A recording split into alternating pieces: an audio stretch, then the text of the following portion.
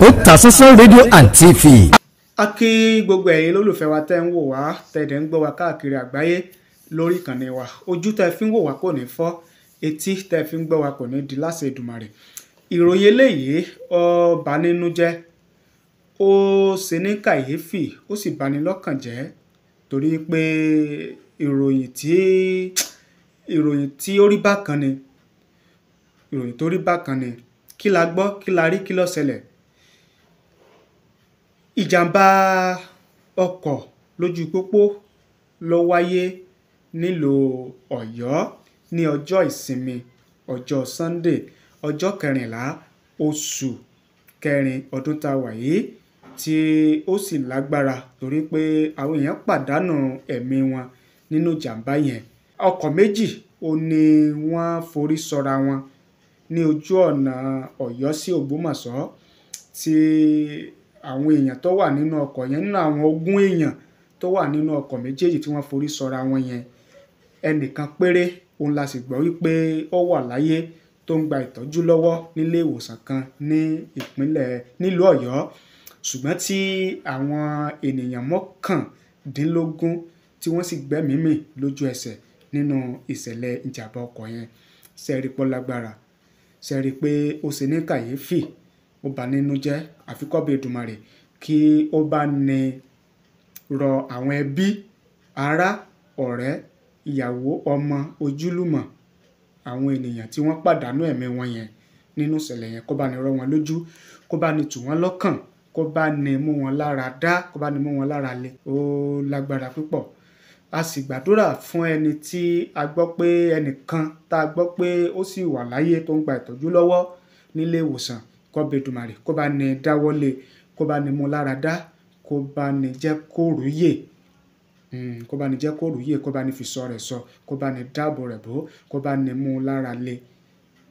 Òun nìkan náà la gbọ́ pé ó rúyè tó sì wà láyé nínú àwọn èèyàn tí wọ́n wà nínú ìjàmbá ọkọ̀ yẹn, nínú ọkọ̀ tí ìjàmbá ṣẹlẹ̀ sí yẹn. Ẹ wá jẹ́ kí a mú wá bí ìwé ìròyìn The Nation bí wọ́n ṣe kọ story yẹn. Ẹ jẹ́ ká mú wá fún yín lẹ́kùnrẹ́rẹ́ gẹ́gẹ́ bí wọ́n ṣe gbé. Ẹ farabalẹ̀, ẹ jẹ́ ká mú wá.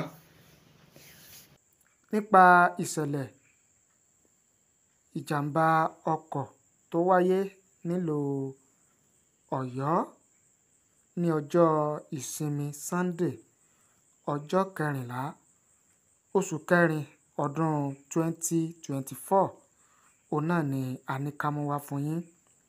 Gẹ́gẹ́ bí ìwé ìròyìn The Nation, gẹ́gẹ́ bí wọ́n ṣe gbé story yẹn, wọ́n ní road accident reportedly claims 19 lives in Ọ̀yọ́.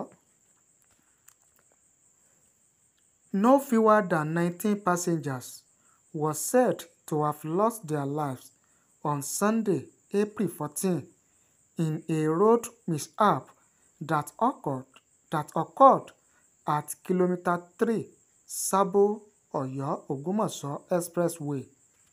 The Nation gathered that the accident involved a Sokoto-bound white Toyota 18-seater bus with registration number NTT 522ZY and black Toyota saloon car. The Nation learned that the victims died on the spot, while the only survivor is receiving medical treatment at Opabode Hospital, Oyo. The sector commander, Federal Road Safety Commission (FRSC), Joshua Adekanye, who confirmed the incident, blamed the accident on disregard for traffic law. According to him, the incident involved a Sokoto-bound commercial bus and Corolla saloon car. It happened at 7:45 p.m. at kilometer 3 Sabo area along Oyo-Ogbomoso Expressway.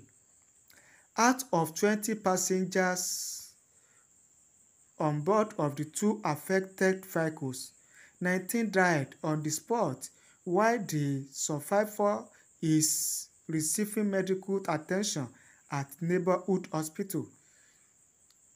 The corpses of the victims has been deposited at the General Hospital, Oyo.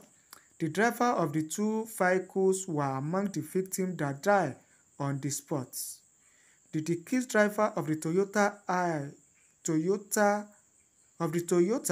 was on wrong lane to Oyo and collided with the Toyota Corolla saloon car.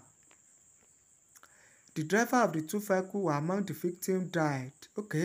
The sector commander, however, appealed to road users to always be conscious of the traffic rules.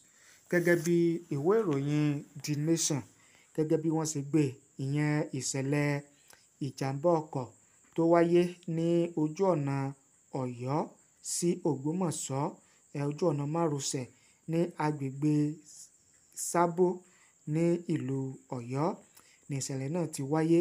Kọ́bẹ̀ Èdùmàrè kó jọ̀ọ́ kó máa fi ìṣọ́ rẹ̀ ṣọ́ wa, kó máa dáàbò rẹ̀ bo gbogbo àwọn arìnrìn-àjò pátá, ẹni tó wọkọ̀ ni o, ẹni tó gun mọ́sìn ni o, ẹni wọkọ̀ ojú òfurufú ni o, ẹni wọkọ̀ ojú omi ni o, ẹni tó gun mọ́sìn ni o. Kọ́bẹ̀ Èdùmàrè kó máa fi ìṣọ́ rẹ̀ ṣọ́ gbogbo wa.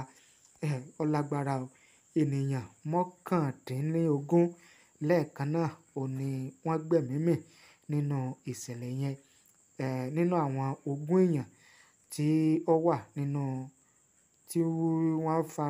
wà nínú ọkọ̀ tí wọ́n kọlura wọn yẹn, ẹnìkan péré òun náà ni wọ́n ní ó sì wà láyé tó ń gba ìtọ́jú lọ́wọ́ nílé ìwòsàn kan ní ìlú Ọ̀yọ́.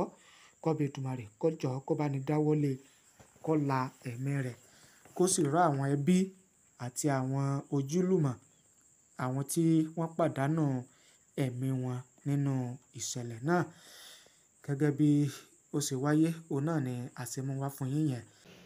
A gbà ládùúrà kọ́bẹ̀ Èdùmàrè kó máa fi ìṣọ́ rẹ̀ ṣọ́ wa, kó máa dáàbò rẹ̀ bò wá, kó máa wà pẹ̀lú wa. Àwa tá à ń rìn lójú ọ̀nà lórí ilẹ̀, àwa tá à ń rìn lórí omi, àwa tá à ń rìn lójú òfurufú, àtàwa tá à ń fẹsẹ̀ rìn, àtàwa tá à ń gun kẹ̀kẹ́, àtàwa tá à ń gun tátákùkù, ìyẹn bike. Kọ́bẹ̀ Èdùmàrè kó máa fi ìṣọ́ rẹ̀ ṣọ́ wa, kó máa dáàbò rẹ̀ bò wá, ká máa lọ re, ká máa bọ̀ re. Ẹni tí a dágbére ibi tá à ń lọ fún, kó mọ̀ mọ̀ ibi tá a lọ lágbára Ọlọ́run. À ń lọ ni, à ń bọ̀ ni.